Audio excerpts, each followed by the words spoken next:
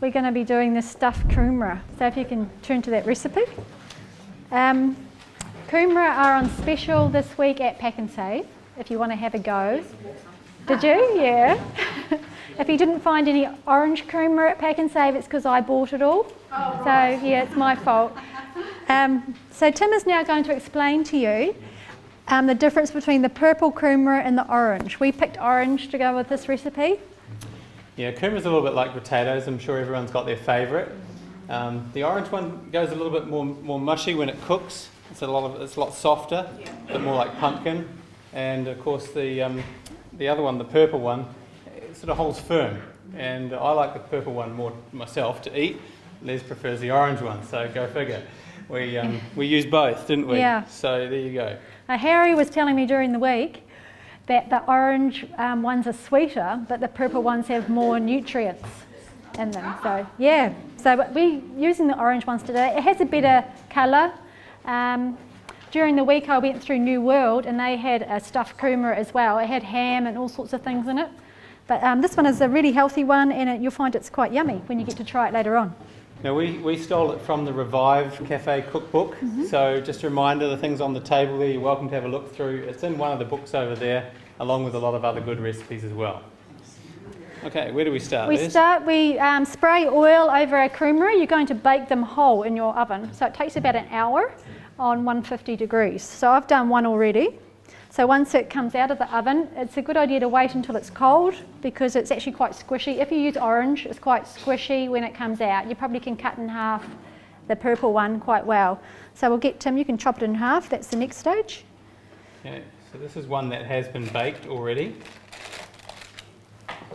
You see it comes out kind of looking like it's been in a bath for too long. Chop like it out, and then we scoop out the insides, leaving about a 1 centimetre rim around the inside. That's it, just to give it stability so it can stand up on its own. You look like you've done that before, Tim. Only you knew. Yeah. Okay, so I'll get started on the filling while he's doing that. So we're going to put inside this, we're going to mix the insides of the kumara with some extra vegetables that we're going to fry up.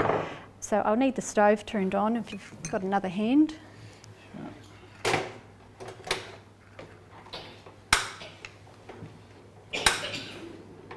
Yep. Put in some oil. We're going to put in some red onion. So red onions are nice and sweet. They don't take long to cook. Now the vegetables do not have to be all soft and mushy like Grandma would have done when she cooked vegetables. We're going to have these with a little bit of crunch in them. I haven't got a thing. I'll just get a spatula thing. Can I get a flip thing to stir my saucepan with? A flip. If you scoop out too much, the thing will fall apart when you try to stuff it. Okay, so good to err on the side of caution. That's another reason why I don't really like these ones, but the other ones, they hold together better. So that's why I usually go for those ones, but there you go. We did have a slight disagreement, Tim. Would you like to tell them about that? I'm not sure in your sensing there's a slight disagreement there, but... So I was in the middle of Pack and Save, and I packed up, I needed 30 kumara, so I picked out 30 really nice purple. And then I thought, oh, do I get purple, orange, purple, orange? So I thought I'll Google it, as you do in Pack and Save, and then I saw the orange ones were sweeter, so I tipped out all the purple ones and then got the orange. And it takes a while to find a really decent kumara.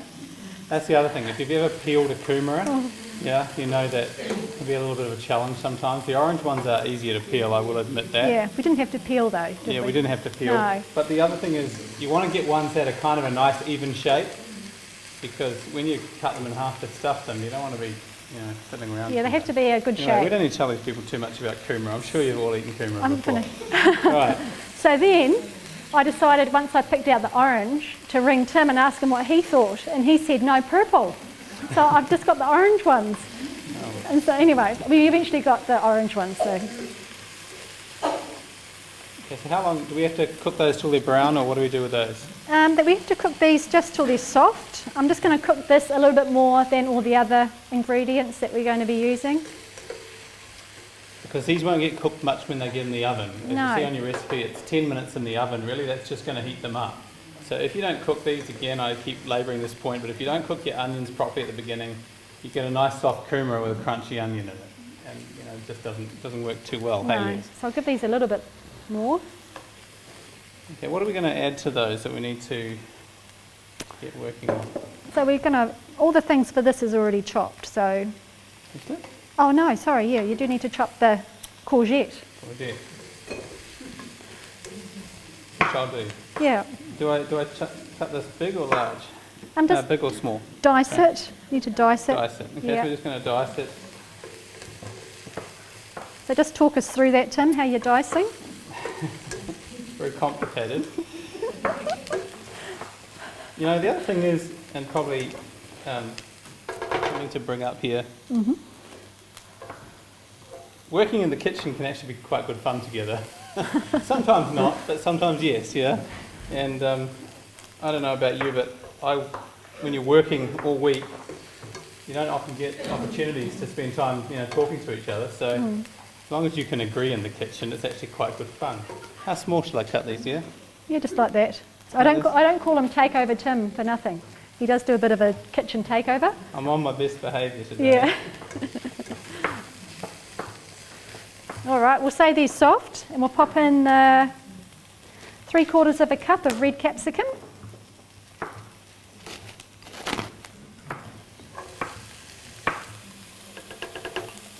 So from this point onwards, you don't want them fully cooked. So for about 4 minutes, with a little bit of crunch left in them. We're going to add these last, aren't we, Liz, because they don't take so long to cook. Yeah, and I'll add probably the courgettes at the same time as the garlic, because I don't like overcooked garlic. It goes bitter when you overcook it. So this Okay. garlic's just chopped finely. Yes. Yep. Obviously, if you have big chunks of garlic in it, not everybody will enjoy it. So, And you can also buy the pre-chopped garlic, which is really handy. I hate chopping garlic. So somebody else did that, I think, for me. Back in all of the supermarkets have everything, like ginger and garlic already mushed up. they sell it in little jars. Yeah. Got an unusual flavour. Yeah. Yeah, I don't know. It's not the same, is it? No. It's good for when you're desperate. Okay, so yeah, let's pop in the courgettes Okay, I'm going to and use my hands. yep.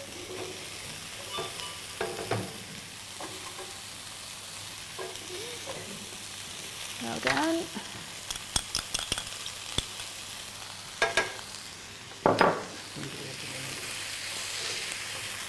Turn it down a bit. Give those a little bit of a stir through, probably another 4 minutes at this stage. So that breaks Okay, down a right, little maybe bit. while you're doing that, we can start talking about the pesto, Okay. what we're going to put on top. Yep. This is actually my favourite part, no offence to those of you who like kumara, but the pesto is just incredible. I always thought that you had to make basil pesto with Parmesan cheese or something, or ricotta cheese or some kind of cheese in it, but a really good substitute for cheese is cashew nuts. And so when we started making this, actually we went a bit mad on it, and that was a bit of a problem because in Invercargill basil doesn't grow quite as well as it grows up here in the Wairarapa. So if you're lucky to live in the Wairarapa and you can grow basil quite freely, otherwise you have to buy it from a shop, and it's quite a bit more expensive, isn't it, Liz? So Liz has just gone ahead and added the cashews there, have you, Liz? That's because your zucchinis were... Getting done. Yeah. With the zucchini, we don't want them fully cooked, we just No. want them softened slightly. Yep. Yeah? Still with a little bit of crunch. Yeah. If you overcook this, those of you who've made stir fry before, you know when you overcook a stir fry, and instead of the whole thing standing up and looking nice and colourful, it just goes like as Liz said, like when Grandma used to cook peas and carrots, you know, touch it with a fork and it will fall apart. So we just want it to maintain its colour and its shape. All right, you just wake it up a bit. Yeah. Okay. So we'll pop the kumara into the roasting dish. Oh, not that. No, that. This is going to be a mixing bowl. We haven't got a bowl. Oh. Yeah. Okay. You don't want to mix them? No, it's too not going to fit. You're the boss. All right. Actually, you probably would fit in there. But that's all right. Yeah. Yeah, probably put it back. I just remember that we have cooked enough mixture here for 3 kumara, and we've only got 1. So We're only going to stuff 1 kumara today. Yeah. But we've cooked the recipe follows 3 kumara. Okay. Yeah. So we're going to take a third of that, and we're going to mix it with what we emptied out of our kumara. I'm just going to mash that up a touch, just so it mixes through nicely. Add salt. Add that at the end, with the salt from over there. Yeah. Salt. Should I get a dinner plate to put that on? No? Put it in our baking dish. Oh yeah.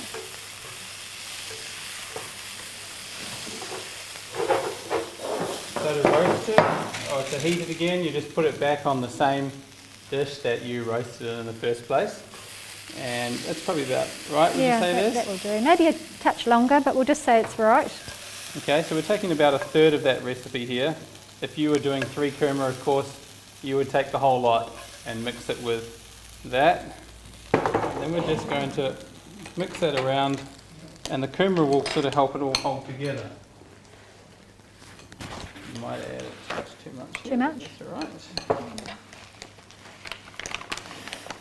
Bit of salt. A little bit of salt.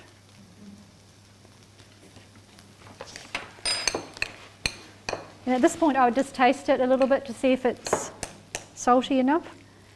You'll get to taste it later. Yeah. All right. And then we fill these up, right? Yep. You put those in there.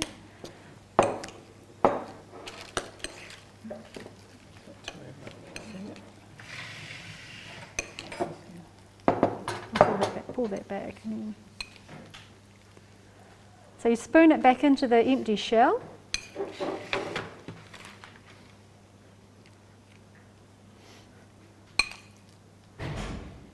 Don't push too hard, you'll split your kumara. And you say you raise it up a little bit there, Liz? Yeah, nice and mounded. The ones at New World were really nicely mounded. So I thought, wow, I don't know how they did that.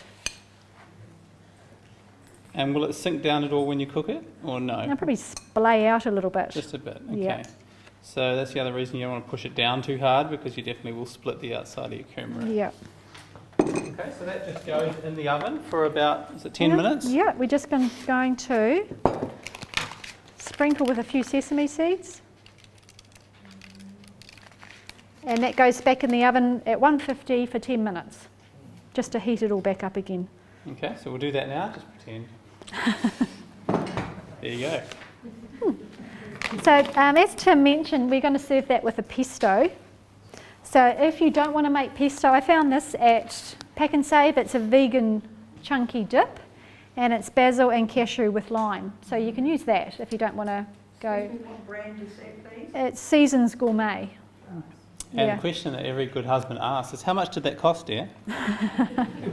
A couple of dollars, that's what I'd say. I think probably had a zero on the end of that. Would be about right. Okay, so that's why we're making our own today, or one of the reasons. And also, you get a whole lot more. We've tried freezing this before, haven't we, Liz? And it works out for a while, like, you know, maybe for a week or so, but it doesn't freeze too well. So the bad part about it is you have to eat it all, which when you taste it, you won't have a problem with. Okay, I'll swap sides? Yep. Okay. So we've got our basil. You take that out of it, which we'll chop up. So we need a complete weight of 125 grams. Now, if you were to buy that much of basil, it's quite expensive to buy the basil. So I'm going half and half with baby spinach. because baby spinach will carry the flavour of the basil really well. So I've got it on the scales, so we'll just see how much we've got here. That can go in first.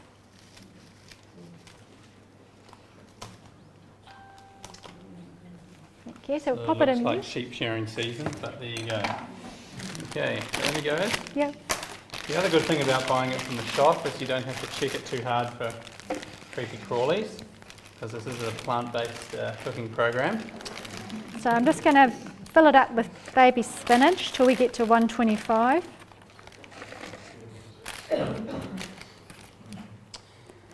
Yep. So why are we substituting spinach for basil next? Because as I mentioned, it's the cost. The cost? Yeah. Okay, good. Okay. What's next? Half a cup of olive oil. So the spinach actually doesn't have a strong flavour to it, and the basil does. So it means that you kind of get, you know, the benefit of the basil without having to spend twice as much. Right. So half a cup there. Maybe a cup. So we're going to be putting the cashew nuts in last, so that we can see a few chunks in it when it's finished. Sure.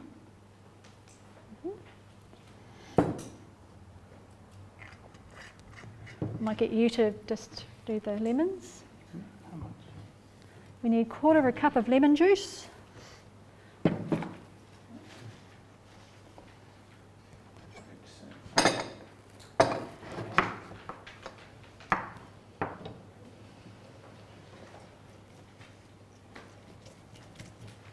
And I'll do the salt.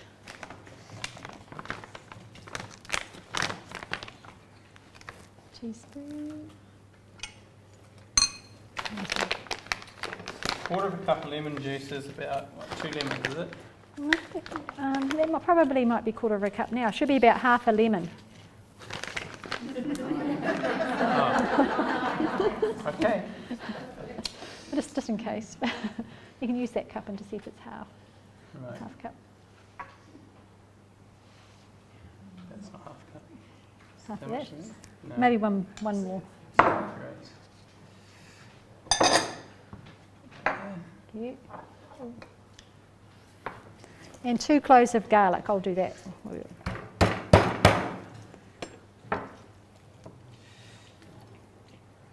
So you don't need to chop the garlic up finely. You just need to crush it slightly with a knife. And that's just to peel it, is it? Yeah, just to peel it. Okay. Let's see if we go here.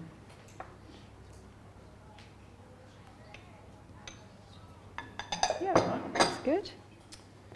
Okay. And we'll put the, I might just do this a little bit and then we'll put the cashew nuts in a minute. So we've got this pushy down thing, which works really well.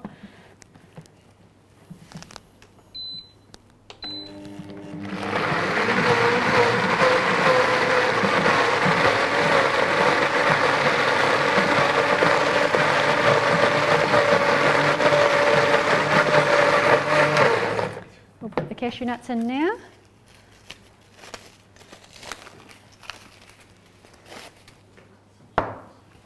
Just tip those in, please.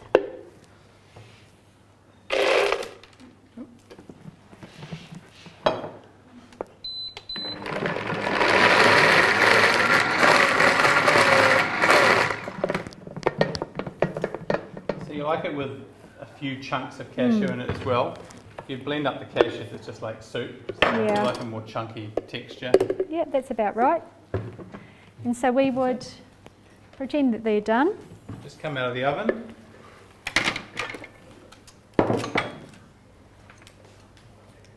Cup of paper towel, please.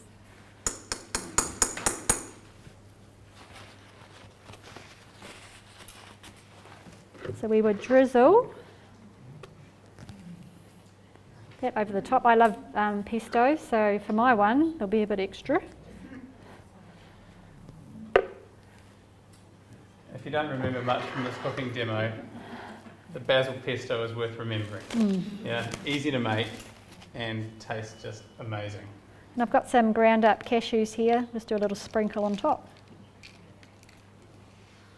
Okay. And that's it. We hope you enjoy them when you taste them later. Thank you.